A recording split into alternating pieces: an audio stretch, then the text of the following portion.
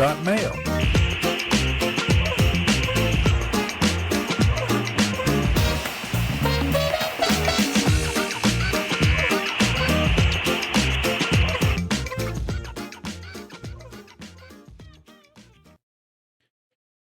Good morning, everybody. You're tuned to Computers 2K now on the Nissan Communications Network. I'm your host for the next the next hour, along with Katie.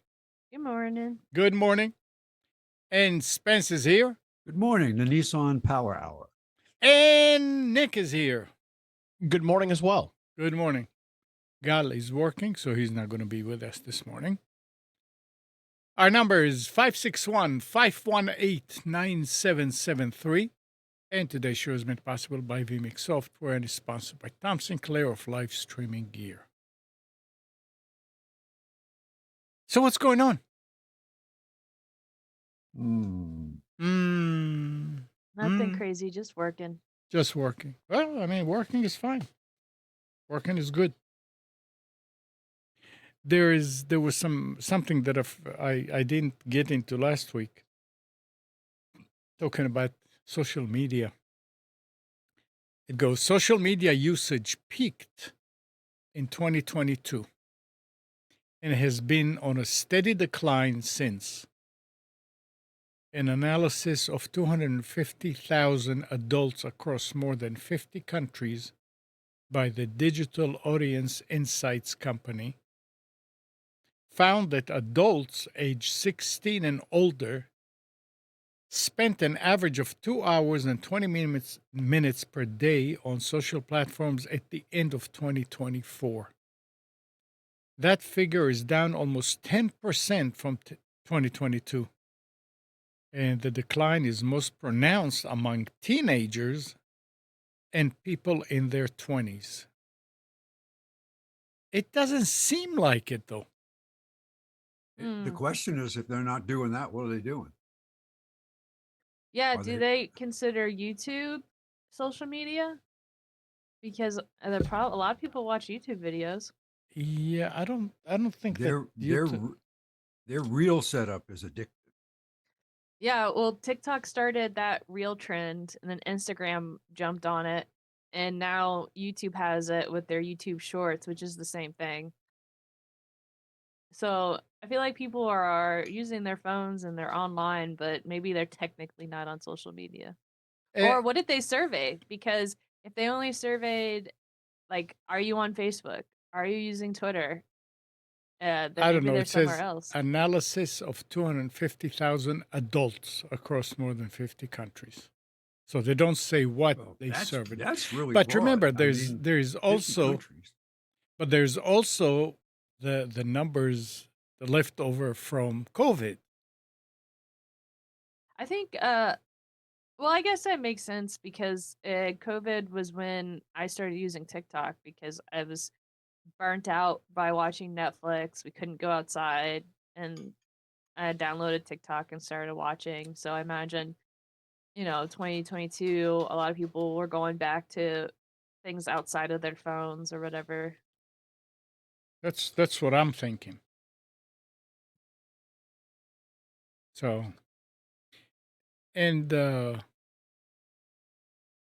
who used to play with a Rubik cube? Any? My friend was really good at it, and she tried to teach me, but I can only get one side. Well, it's making a comeback.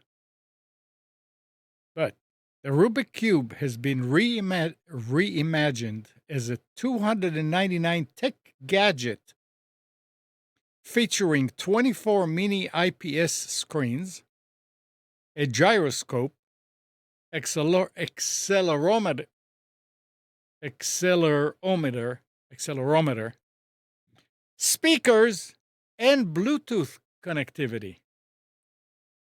Called the WOW Cube, WOW Cube.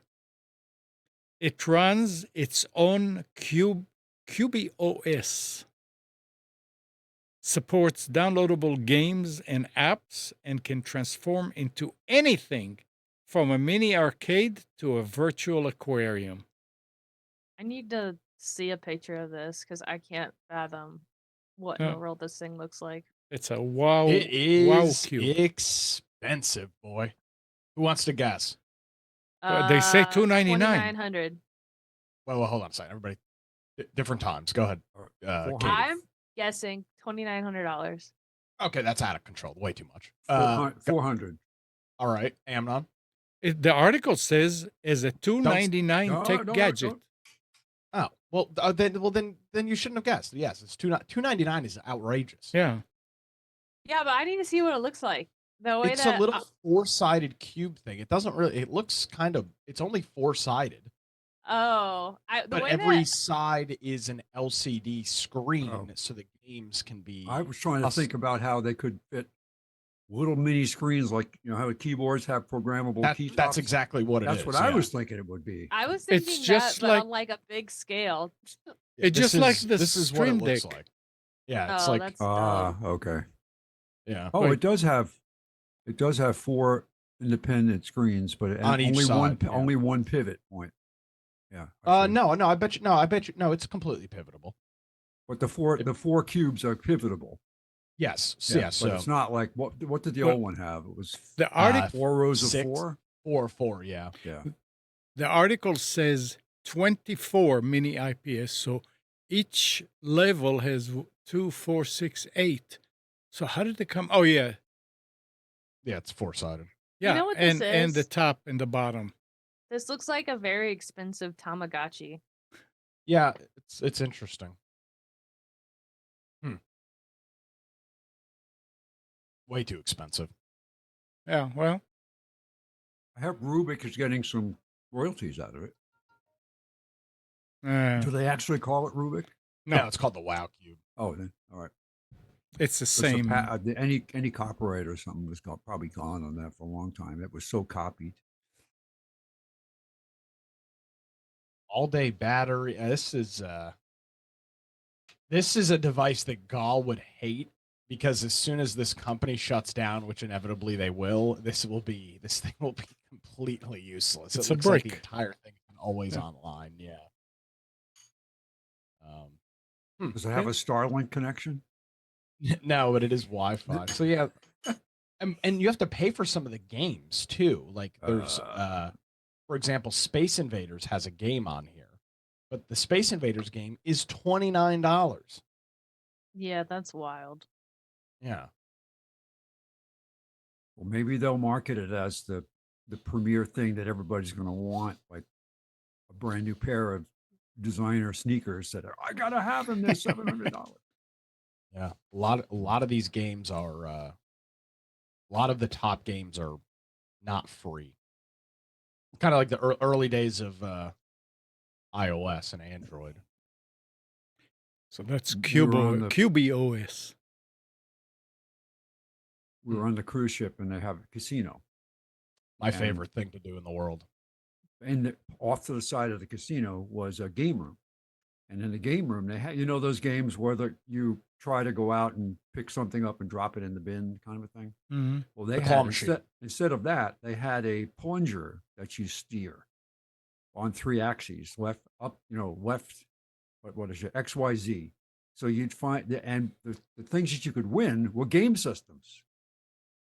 Like Xbox, and I was like amazed. These are not cheap, but I didn't try it. It was like $2 or $3 a shot to try it. And some of them they had a bundle of games, like a big bundle. That I think that was even more money. But Yeah, that's become kind of the common thread if you go to any of these. Well, hell, even if you go to like Dave and Buster's and stuff. I mean, that's some of the stuff that you can win. But they have the tension on those claws set up Oh, yeah. very particularly where it cannot pick up the hefty item. The Did you- house did you- always wins. Did you play on the casino at all, Spence? no, Ah. I thought about it, but I haven't done that in a long time. And Yeah, I say you the- you spent a lot of time back out in Vegas, back out in the day. So I'm sure you got Oh, I your fair did. share. I got of, tired. I used to do slots, and I watched other games, but I saw too many people lose money. That's the best part. Come on. And I had friends who who gambled. And oh, come on, we'll watch do roulette. And one guy said, oh, you got to do this roulette thing is that you just keep betting the same thing over and over. Don't stop. Don't give up. Eventually you'll win. Yes. It's like, if you're putting down thousands of dollars on it to eventually win. It's like, are you strong enough to do that? He didn't. Yeah, he had this book he was going to do. Well, he didn't do it. That's hilarious. He chickened out. What was the internet like on the? You didn't talk about this? Oh, what excellent. was the internet like? Excellent. Who was the provider? It was Starlink. Oh, okay. How'd that work? It's they have backup to other satellites, but I was able to do streaming. Wow. I didn't really watch much but I did upload videos and other things, and there were times when it wasn't Starlink that was the backlog or it was so many people at one moment using the Wi-Fi on the ship because there would be all these things going on, shows that people were watching and all that, so they weren't using it. Hockey games. Yeah. And then there would be a show coming up. People would go to dinner. This is the trend. You go to dinner, then you go to the theater early so that you can get a good seat. And so people are all sitting there. If you look and you see the screens everywhere, people are doing puzzle, online. And so that's when it would be slow. So what did you buy a single pass for you? Did you buy one for Pam? No, was it a weekend? Like, how did that work? A 4-device pass. Mm-hmm. And you can buy a 1 or a 4. And the 4, and I get it as a seasonal employee, I get a discount. Oh, and as a repeat customer, I get it 50% off. Wow. The plan, which is what was the base price if you didn't have any of those benefits? It depends on how many days. If it was just a 2-week cruise, it was like $315. That's not bad at all for 4 devices for 2 weeks. No, compared to you used to spend $300 a day getting it was crazy a couple of years ago, and it was terribly slow.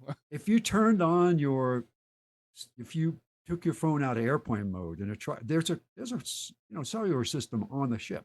Sure, it's extremely expensive, and you don't really know. It doesn't really say when you turn it on. Oh, by the way, it's going to cost you 10 cents a minute to use this. But I was able to make IP calls over the Wi-Fi.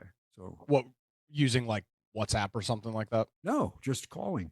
If you have IP. Oh, the Wi-Fi calling. Yeah. So if you have it turned on the phone, AT&T, you go into the settings and say allow IP calling.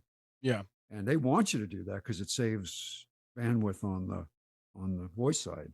Yeah. So yeah, that worked. Only once did we have a flaky connection with that, and I think it was just too many people using it. Yeah. Well, I'm glad that the cruise industry has taken that up. The airline industry starting, it's already happened in some airlines, but I think in the next year, I think next year too, I think some of the major airlines are moving towards Starlink and getting rid of the Go flight or whatever the garbage is they sell now. Yeah, Go something. Go. Yeah, I think it's American Airlines. And they would block streaming completely. Yes. You could only do texting and email, things like that. You and it was still download anything. And it was still like $35 for the single flight. It was crazy. Expensive. I saw some airplanes with the new Starlink dome on the top. Yeah. That's good to hear. Yeah, it was interesting. But it was cool I've got one more in the middle of nowhere and having really good internet access in the middle of the North Sea. I've got one more question and then we can move on. Was it sufficient and stable enough, Spence, that you would have felt comfortable working? Yeah. Let's say not you didn't have to work 8 hours a day, but let's just say you consistently had to do like 2 hours a day worth of like work that required you to be online. Would you have felt comfortable? No problem. Okay, no problem. That's good to hear. It was fast enough. We each brought our iPhone and iPad, and it was just like being home. There was no, you could go on in the morning. I go to my news sites. I watch videos. Look at interviews, do podcasts. It all worked. What's that term? Is it called digital nomad? It's somebody that has a digital remote tech job and they Yes. live in different countries or whatever. Mhm. Pretty soon it's going to get to the point where people can be a digital nomad on cruise ships. They are already doing it. Yeah. I met people at dinner and said, "What do you do?" I go on like 120-day cruises. Dude, that's wild. Literally. And the guy says, "Well, where's your base?" So I have a condo in Mallorca or something like that. And my girlfriend and I, we just go around, and he actually does cruise. He's a cruise influencer that does ratings, and that's how he makes his money. And Wow. he just goes around. And we met other people that literally seniors my age. We have a condo in Arizona, but we spend 6 months of the year on cruise ships. That's very Yeah. cool. That would get old to me because Yeah, I they're mean, you're seeing kind of this. boxed Yeah. in, right? You Yeah. can only see the set. So the shows are only so good. The comedy is only so good. The food And then is when you only start to so see good. the repeat of it, if you're on the Yeah. same cruise line, it's like the same show again. Sometimes you're like, "Oh, that was a really good show. I'll go see it again." Yeah. But yeah, interesting. Nice. Any other interesting tech stuff from the cruise or the trip or anything? Uh, well, this isn't really necessarily a tech thing, but I Oh. took a lot of pictures. I mean, I have really good pictures of the aurora. And before I went, I said, "Look, give me tips on taking pictures of the aurora with your iPhone." And people, "Oh, you have to have a tripod, you have to have an iPod Pro, and you got to use 30-second exposures and all this stuff." No, you don't have to. You can walk outside, and it looks like the first night we saw it, looked like clouds. It was white, but you hold your phone up and you see the colors because the sensor. I have iPhone 14. Pam has this SE, so the sensor wasn't as sophisticated. I don't have a Pro, but I got pictures. I mean, and beautiful pictures with color. And then the second night, it was so strong that we were seeing the colors with the naked eye. Nice. And you could see it rippling and you could see it moving. And had that not happened, I would have been disappointed with the cruise. But what I was doing was I was taking still shots of all the things that I looked at. We went to one museum that was in Alta, Norway, which is 300 miles above the Arctic Circle. And they had a beautiful museum, history museum, all kinds of stuff. But outside on the grounds was a whole rocky area with petroglyphs. These are carvings in rock, like animal pictures and people in boats and things. 2,000 to 7,000 years old. Wow. That you could go tour. It was amazing. So what they did was they filled in to make it easier to see these things. So what I did is I took individual pictures of the petroglyphs, and then I used grok to animate it. Oh, that's very cool. So, and then we were in one town, we were having dinner, and we were walking down the high street, and there was a big gnome. And Pam stood next to the gnome. So then I took that picture and I animated it. So Pam starts to dance with this gnome. It was a lot of fun. It was really, I mean, I'm using it for entertainment purposes. I'm not using it for anything else, but I really enjoyed that. And my phone did great. Excellent. And I put I have my first viral video. Wow. We were in Tromsø, was the name of the town. And everywhere through Norway, they build tunnels so they can avoid having to build switchback roads to go through the mountains. So they have tunnels everywhere. And this one town, the guide, we're on a bus going to visit something, and the woman says, "We just opened this 3 weeks ago.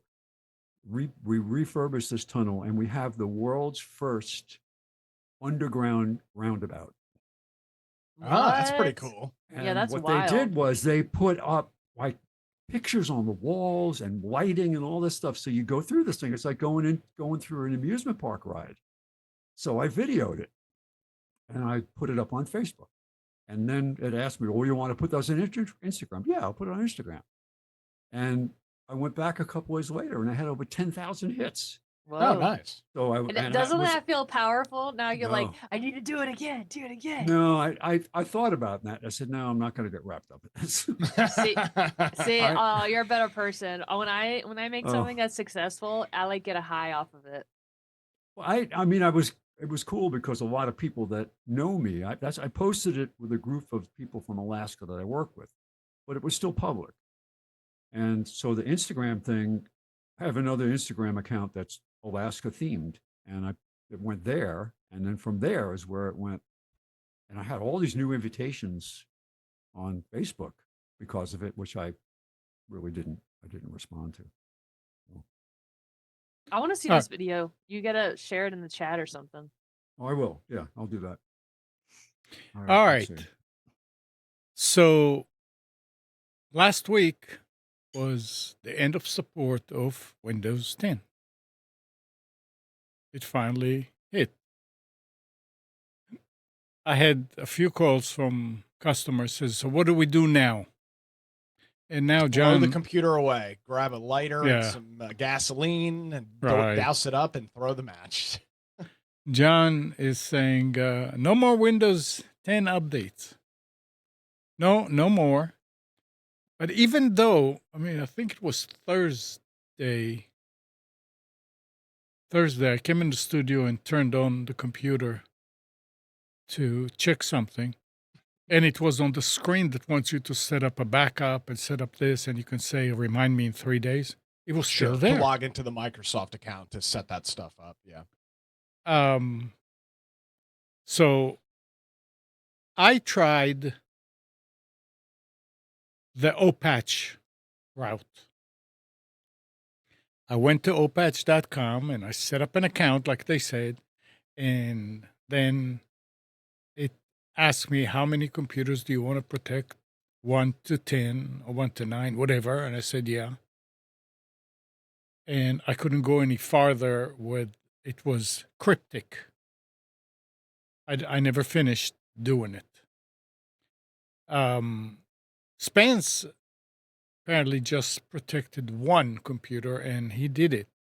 Now, granted, I did not spend much time. I spent maybe 10 minutes, but when I saw that I'm getting nowhere, it's asking you for all kind of you have I think that they thought you were a commercial user. it doesn't matter, then ask me to pay first. It's fine. But there was really no way for me to go to the next step. It asks you about filters. What do you mean? What filters? But did you select the one that said only the personal account? Yeah, it was personal. That said only 0 day. Yeah, Right. that's Yeah, correct. Okay. And it asked you had to put something to choose what agents, and it had all agents, available agents, only. That And I sounds said, like what that in the- sounds like the professional version of it. Well, that's where it Yeah. took me. And I said, okay, never mind. We'll probably talk about it during the show and see what other people are saying about it. But it still didn't update for you, Spence, right? But no, I have to run it. I'm just back at this computer now for the It's first not time doing since it I came back from the automatic? trip. No, you have to launch it. From what I can see, let me go through.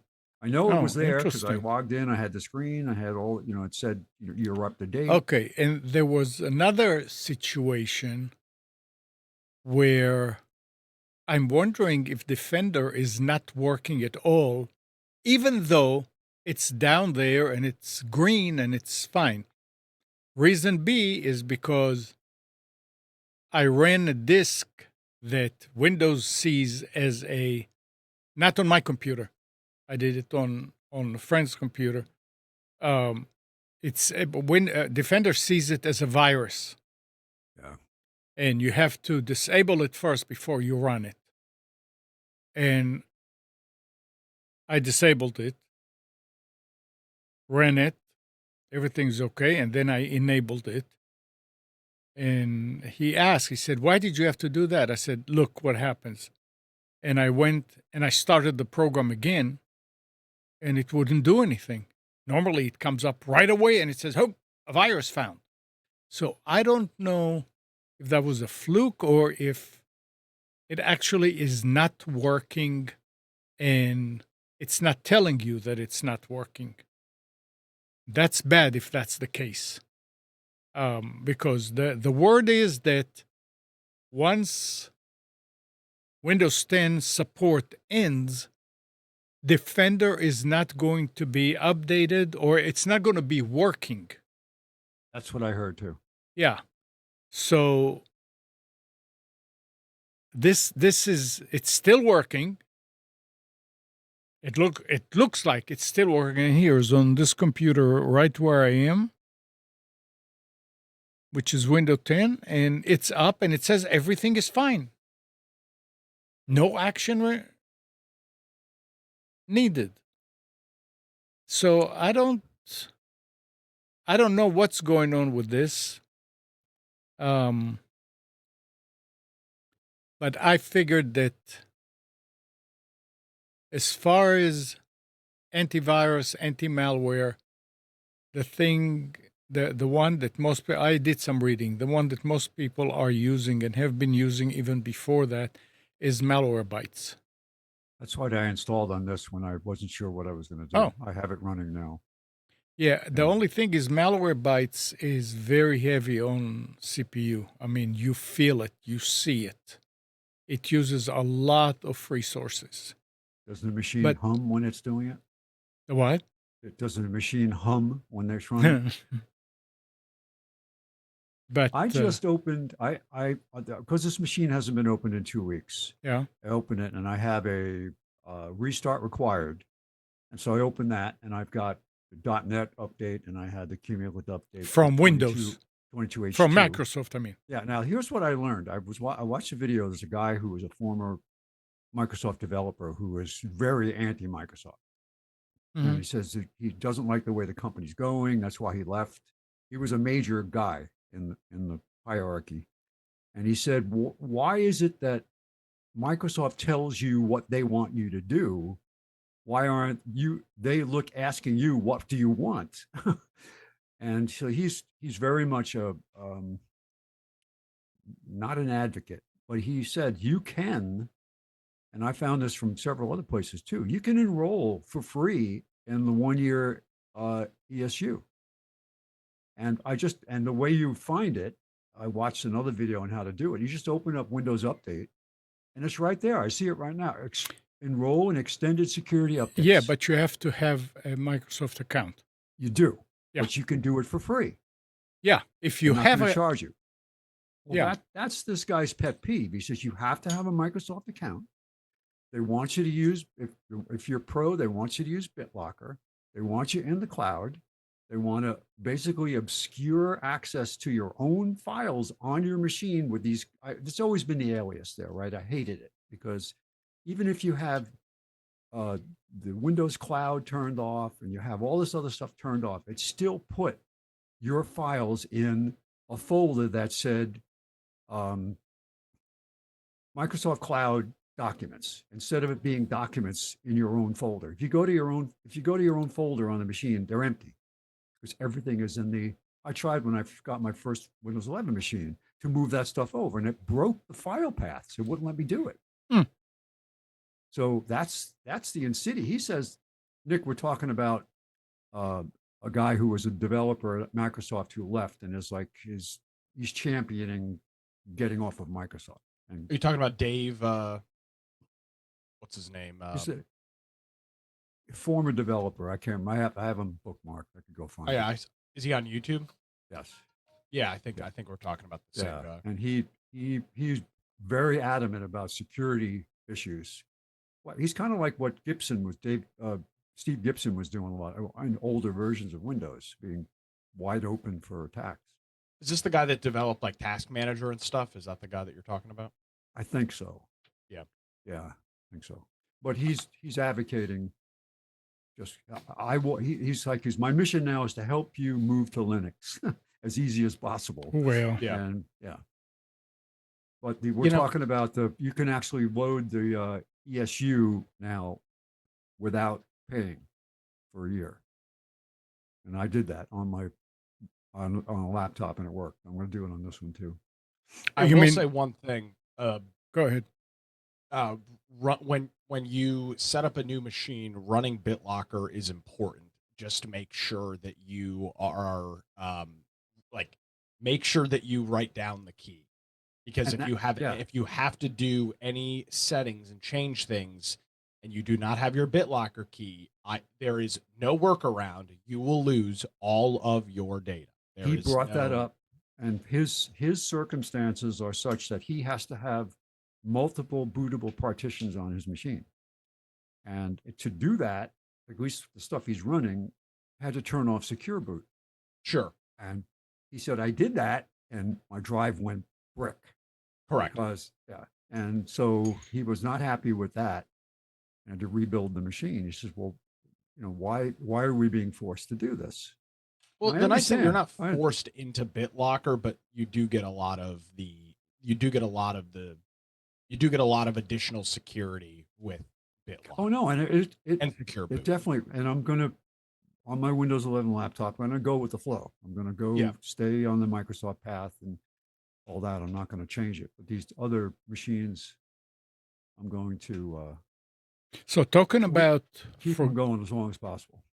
Talking about forgetting keys and stuff like that, Google is introducing new recovery tools that aim to make it less frustrating to regain access when you're locked out of your account. Instead of answering security questions or entering a recovery email address, Google's new security features allow account holders to verify their identity using a linked mobile number or trusted friends or family members. So, oops, your audio is gone, Spence. Sorry, but I've used that for a while. Pam and I both use each other's email address as a recovery address for Google. So why are they saying that this is something new? This sounds a little bit different than the recovery address. It sounds like you're able to actually add it sounds like you're able to add people outside of just like, oh, this is their email address. That's what True. it sounds like. Actually, you're right, because I remember setting this up recently. So. Oh. It was That's prompted good. on her machine, and it was like, what is this? Yeah, this is good and useful and helpful for account recovery stuff.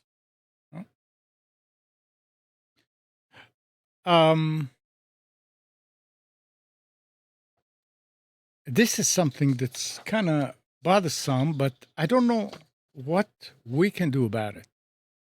The world's largest and most disruptive botnet is now drawing a majority of its firepower from compromised Internet of Things devices hosted on U.S. internet providers like AT&T, Comcast, and Verizon. Sure. Experts say the heavy concentration of infected devices at U.S. providers is complicating efforts to limit collateral damage from the botnet attacks, which shattered previous records this week with a brief traffic flood that clocked in at nearly 30 trillion bits of data per second. So this is for denial of service stuff. Mm-hmm. But I mean, what I don't know what we can do. We don't have any IOT, Internet of Things devices around the house. You don't have webcams? Yes, you do. What? Webcams. You have webcams. Webcams, as far as I know, the IoT stuff there that are a problem are refrigerators, washing machines. It's everything. If you have a smart light, a smart switch, that's an IoT device. Oh. Anything that is connected to the internet. Okay, but anything that is connected to the internet is going to be considered IoT, and it's those cheap Chinese webcams. It's the cheap smart plugs from Amazon or eBay or wherever. Those are all the kinds of devices that have very lax security and are able to be, and there's millions, in some cases millions of them in the wild. Yeah, And so you can use and take advantage of those. And So- many of them have backdoor chips. For sure. so that's the thing. There, I mean, we can on these we can put our own passwords. I know a lot of Doesn't people matter. don't, It doesn't matter about this. To me, this is greater than passwords. so that's what I'm saying. So what else can be done other than turning them off? Nothing. That's the answer. Ah. Unfortunately, because many of these devices have such weak security. So, yeah, well, you go on Amazon and you buy a $20 5-pack of smart plugs from Amazon. You're not setting up, or not Amazon branded, but Right. from Amazon. You're not setting a password on those devices. You're connecting them to the Wi-Fi, maybe with a QR code. You're logging into some app to control them. Maybe you're linking them to a smart speaker, smart device. These things have back doors. And there's there's nothing that you can do to get around. There's nothing that you can do to get around that. I wonder if you could figure out what port and socket they were using to talk and block it with a firewall. Probably, but then you're probably also going to block yourself. That's true. It's going to block Would traffic. be So my you'd- guess. You'd have to have a pretty sophisticated, what did they call it? At one time, they had an intervening device between a router and a network, which was An edge router, kind of. it was like there was a specific name they called it. Now it's built in, but Ah. it was a encryption decryption. Like it would take SSL and decrypt it so it could decide, well, how am I going to treat this? And it would re-encrypt it again and put it out to where it was going. Hmm. And it would use it that way, because if it's SSL, you can't interrogate the packet. Yeah. So this was a device that sat between the outside and the inside and would automatically make decisions for routing traffic and for prioritization of bandwidth and all that. And it was used mainly for server farms. And the company I worked for at the time built one of the first of these as a big deal, as a network accelerator kind of a thing. Because if you could offload the SSL encryption decryption from the device, it made it, you can have inside your network and can be in the clear. It doesn't have to be SSL from this gateway to the device. You didn't have to, and that added extra transaction time.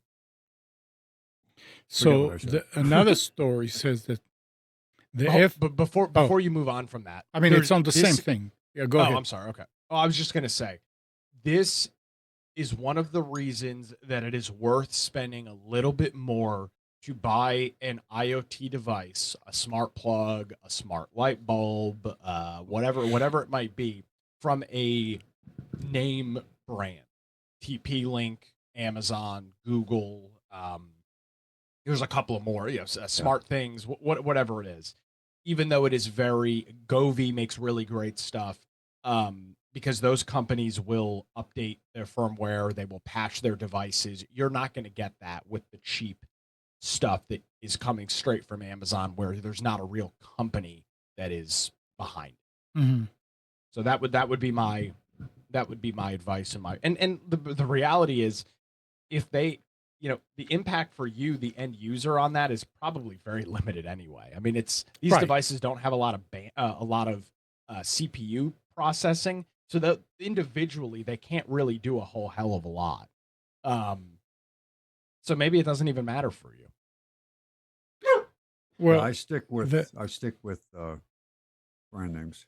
I used to have some cheap smart bulbs when they first came out. I got rid of them. Yeah. And some plugs from a company called Fight. Did you ever see that? Yeah. F-E-I-T. I've not heard of. There were a lot of products out there. They made smart switches and plugs and bulbs and all that. And they worked okay for a while. And then there's a lot of trouble with them disconnecting. And I just abandoned. I don't have a lot of them. They were sold at BJ's warehouse for a long time. Mm-hmm. But yeah, so I stick with Wise. Yep, Wise makes great yeah, stuff. and security system and TP-Link and Amazon Smart Plugs. Yep, Eufy's another popular brand. Govee. And these are actual companies that support their devices. There's one it's very good company. They have great products, work well, called YoLink.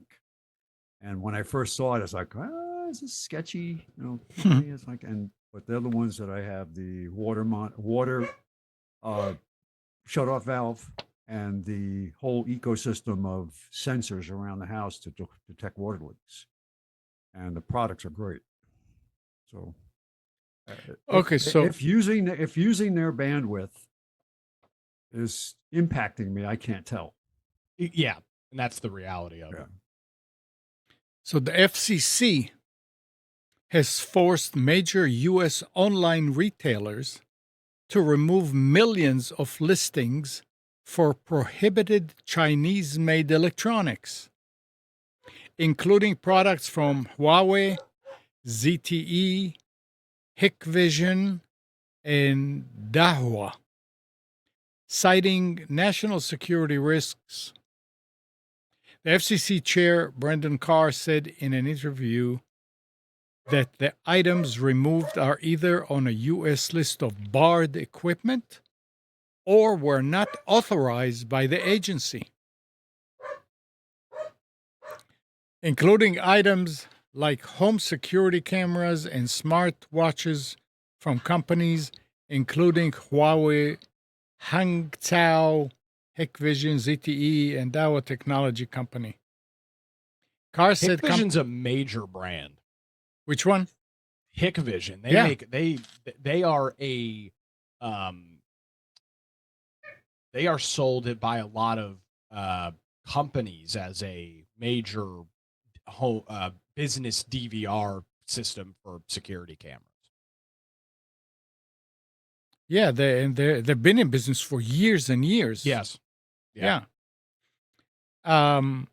So he said that companies are putting new processes in place to prevent future prohibited items as a result of FCC oversight. We're going to keep our efforts up, he said. The FCC issued a new national security notice reminding companies of prohibited items, including video surveillance equipment and others. Carr said the items could allow China to surveil Americans, disrupt communications networks, and otherwise threaten U.S. national security. So yeah, it's a problem, and this can I mean, I don't know that a little switch can help anybody use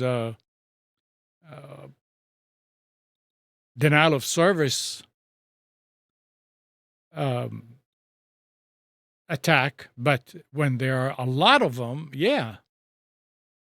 I mean, a router can do much more.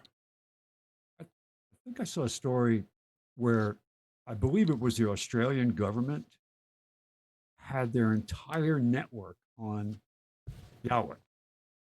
On what? What was the company? No, what was the one that copied all the Cisco stuff? I don't know. Oh gosh, they were sued and they literally found developer notes in the firmware that was stolen from Cisco. What's the gigantic Chinese router company? Huawei? Yeah, that's it. I said it wrong. Yeah, Okay. so that turns out that the government had all that equipment. Well, a lot of the cell phone providers, Yeah. they make a lot of the 5G radios and stuff. Yep. It's like Nokia, Huawei, and one other company that makes for the cell phone companies, the antennas and transmitters that they put on towers. It's interesting, and I'm happy to see this happen, that people are starting to wake up to China. Oh, yeah. And about time. I mean, it's probably might be too late in a lot of cases. The reason they were given missile technology directly from the U.S. government back in the Clinton days. They Yeah. shared it with them. Yeah, I'm glad to see that this FCC is taking it for the risk that it is. Yeah. Because We got these some good devices, people. This time around, we got some good people. yeah. I mean, you talk about backdoors and security flaws. I mean, some of these Chinese manufacturers are literally baking in backdoors that are almost completely untraceable because they're baked into the firmware of the NIC. They're not something that you can easily see. All right. Amazon's EchoShow smart displays have previously shown ads through the company's shopping lists feature, as well as advertising for Alexa skills.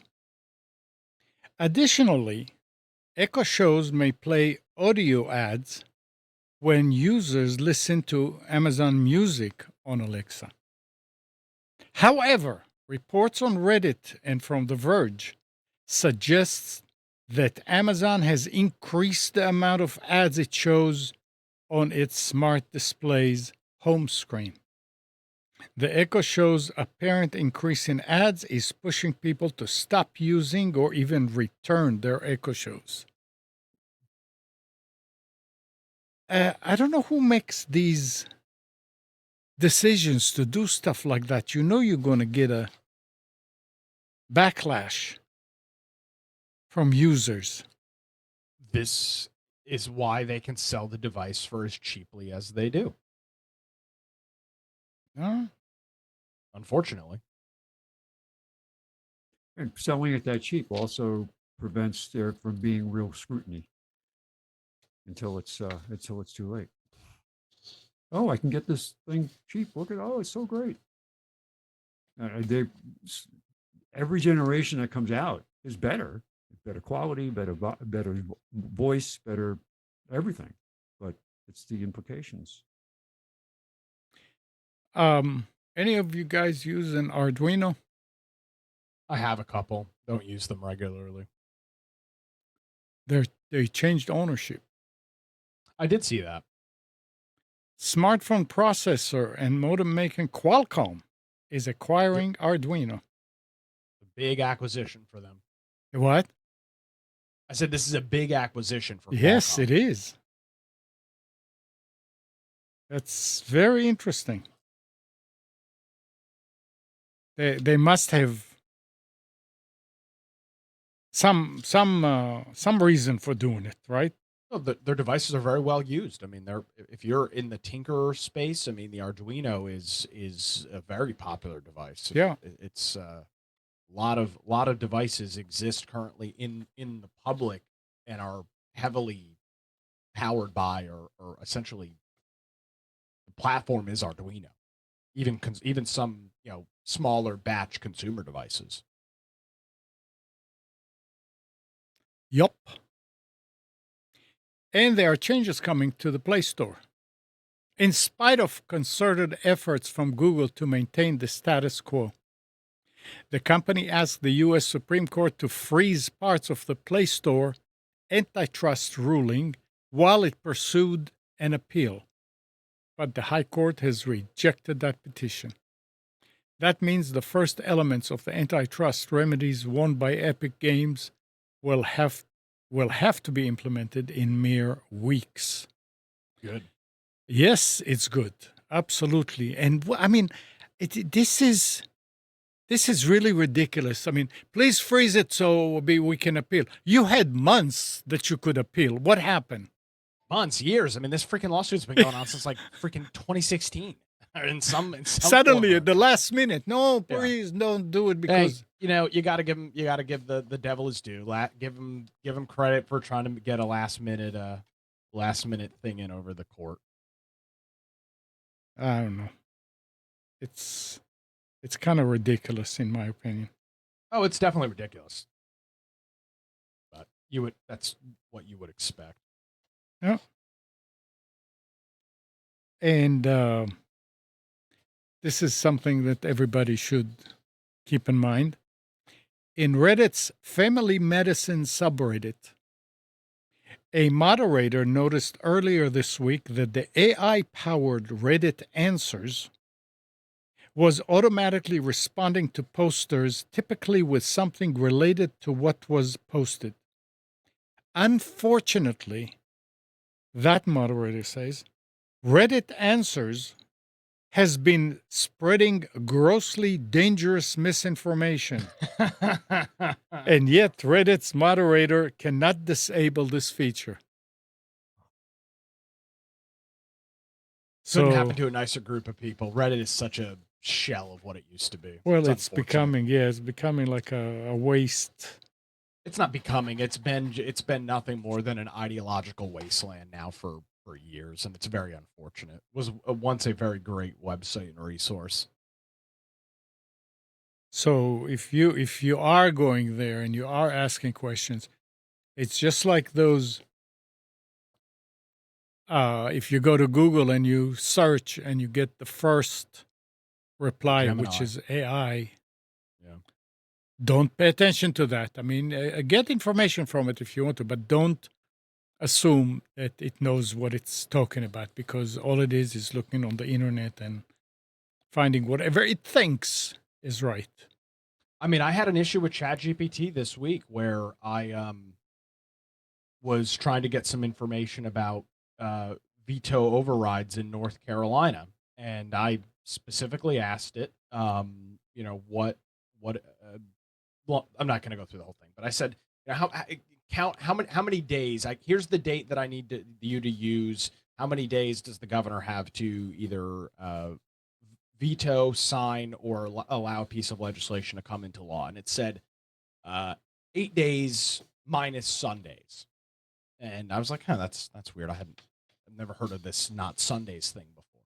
So I pressed it and I said, can you verify and back that up? And it said, absolutely. Here's the link to the North Carolina Constitution, 8 days minus Sunday, and it pulled a quote.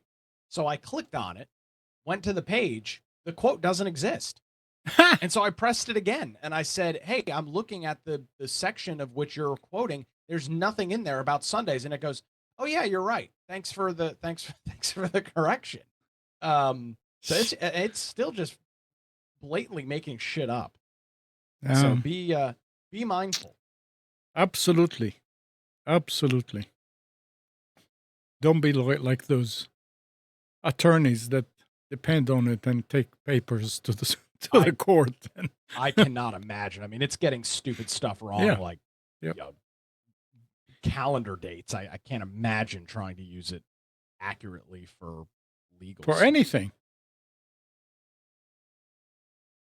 And Alexis Ohanian, who helped build Reddit, says much of the internet has become dominated by bots and AI.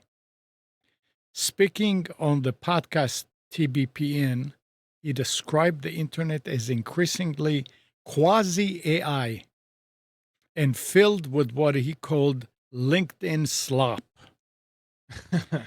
He referenced That's a good one. he referenced dead internet theory, the assertion that bot activity exceeds human activity on the web. In September, Sam Altman, OpenAI CEO, posted that while he had not taken the theory seriously, he now sees a lot of LLM-run Twitter accounts. Yep.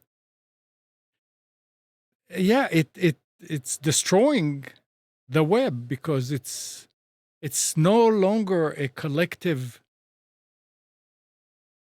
mind information that comes from a collective mind of humans. It is becoming a bot ruled. Yeah, I mean, this is something that's going to continue to be an issue. Yeah. I'm kind of torn on it. There is a way for these networks to deal with this, and they are. I think you've seen X try to take a large. There's been a large emphasis from X on dealing with bot activity. I don't know if it's been successful or not, but I know there's been a large emphasis on it. So it can be dealt with. The question is anybody seriously interested in putting in the time, money, and effort that's going to be required Well, to do it? if not, then it's going to more and more people will realize that, and the AI is not gonna make it to its what do you call it when you are This isn't even though this some of this is AI, but bot activity on the internet is not new. new. I mean, Yeah, we've had bot activity on the internet since the 90s. yeah. So it's not. Yeah, obviously, it might be. You might make the argument that it is exacerbated by some of the AI stuff, but the overall discussion is nothing new. I mean, you had bots in IRC chat rooms in the early 90s. It just makes it easier to do it. Yeah, it's exactly. The barrier to entry is a little bit lower, but it's not a new phenomenon. I mean, you go back to Facebook, 10 years ago, and you had discussions ongoing about bot activity.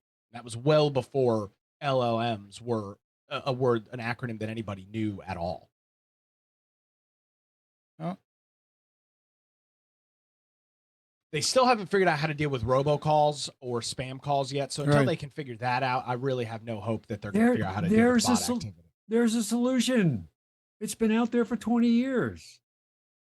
They could rewrite their System 7 software. I don't know if it's still at System 7. That's the signaling system that phone companies use. Interaction between switches around the country to place calls. And you could have, just like you have public and private keys for pass keys, you could do the same with every conversation and prevent this from happening. Yeah, but there's no benefit to that because these companies are making a whole bunch of money on every single phone call. But they could they don't care. It's possible to do it. There's no interest. Yeah. And I can't tell you how many times I've reported spam calls to AT&T. Oh yeah, we got it. Yeah. Don't do anything. And spam. We got it, but we don't care. Yeah. Well, oh no, you have active armor. It's blah, blah, blah, blah, blah. No, it does nothing. It is nice. I just did the upgrade. I don't know if you guys have upgraded. Well, not you guys, but I don't know if anybody who's got an iPhone has upgraded to iOS. What is it? 26? Yeah. I have it on my iPad, and Pam has it on her phone. They've done a lot of stuff with calling in 26 that seems to be helpful. It will not even show some call. Before it would say probable spam and it would ring. Now those calls are not even ringing. You'll just see them if you open up the dialer app, you'll just see them in there. You can set up call screening now, which is pretty cool. That's a feature that Google Voice has had for a long time. So there's some neat stuff that the OS maker is doing and the carrier, and kind of, those are the two obviously main parties to try and deal with some of that. I had to load it on Pam's phone because I got her an Apple Watch. Oh, for sure. The current SE, the latest version of SE required 26. So I did it, and she likes it. She doesn't seem to be a problem. I have it on my iPad. It's the look and feel is definitely different. Yeah, I like it. Yeah, I like it. I think I don't have any problem with it. Although I'm, sometimes I'm a little like, well, I couldn't find what I was looking for or whatever. I can contribute to the conversation. Okay. I totally forgot about what I did yesterday. So I was somewhere where we could play indie games or whatever, and a lot of the indie games are only on Android, and so they had like Android phones set up, and I was playing, and I was like, man, I wish this was on iOS, and the guys were telling me that it's like really expensive to do stuff to like experiment on iOS, and just like to upload an app, and then if that app doesn't succeed, you're just out a lot of money or whatever. And I get it. And so for Android, it costs a fraction of the cost just to like throw an app up there and to download and play it. But then the guy said, "Oh, well, that Android phone that you're testing the game on, it's only $40." I was like, "What?" And I looked it up, and it's basically a burner phone, but it's a smartphone with a screen and touch, and it's all nice. And sure enough, it was $40, and I was like, screw it. So I bought one. I'm not gonna use it as a phone with data. I'm gonna use it to test games and to play games because there's a lot of indie games and a lot of like small time game developers that develop for Android because it's so accessible for low budget whatever to test things. Who And makes it?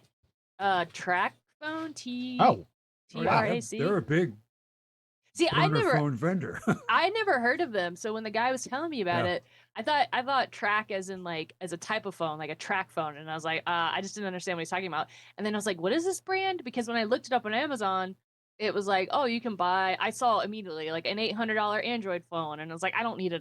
I was like, I don't want to buy a new phone. And he was like, no, track as in the company. I was like, oh, it's a company. As soon as I typed that in, the smartphone came up and it was $38. I was like, sold. Because Go now into any convenience store, track phone.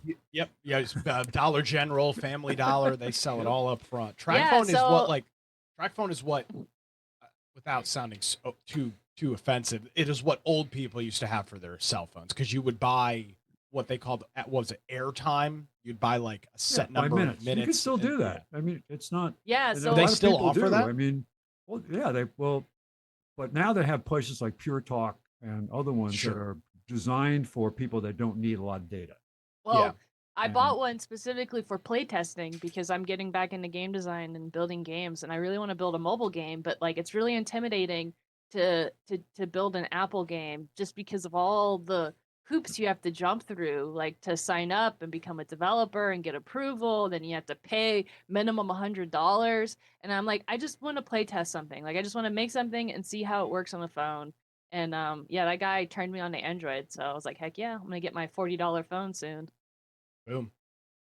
Anyways, you were talking about phones. You can't just go get a free porting tool and pop it over to.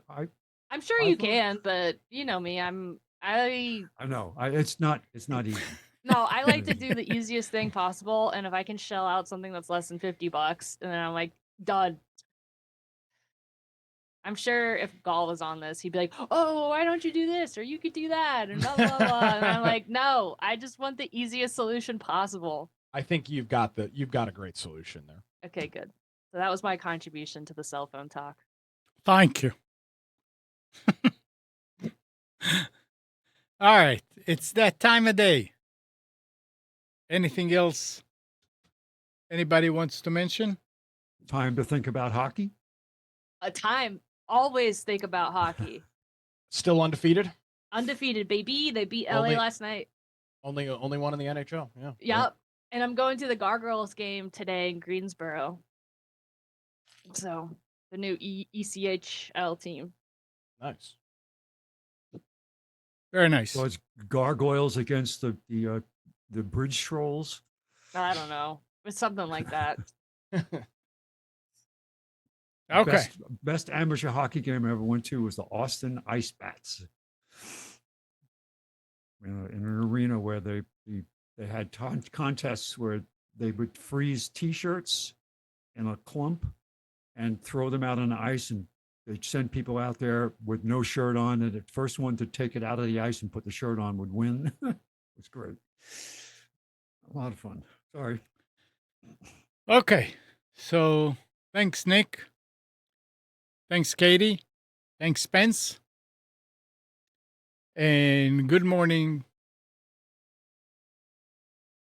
Kathy, Hannah, Nabil, Mac, Norm, Donna, Dina, Mati, Eleanor, Sarid, Yaakov, and Yael. Thanks, everybody, for turning to Computers 2K Now. We hope you enjoyed and maybe learned something from our time together. Remember to practice safe computing. Back up your hard drive and update your virus scanner. And change any same password where you use them. We'll be back here next Sunday at 9, but you can always reach us at computers2know.com.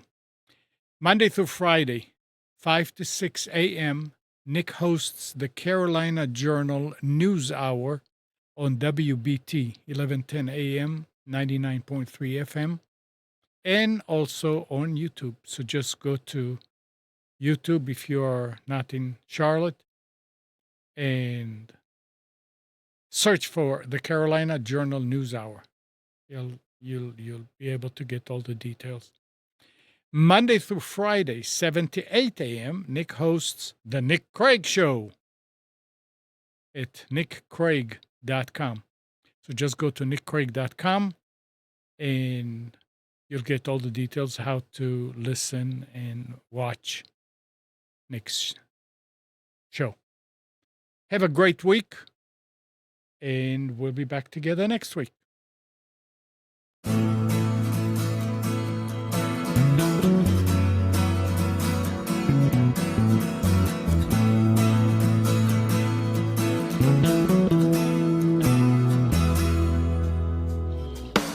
You are tuned to the Nissan Communications Network. If you tuned in too late, you can always watch each program in its entirety or download an MP3 audio file of it in the archives section at nissancommunications.com. Don't forget to subscribe to our YouTube channel, follow us on Twitter, and like us on Facebook. Sponsored by StreamingGear.com and DeltaForce.net.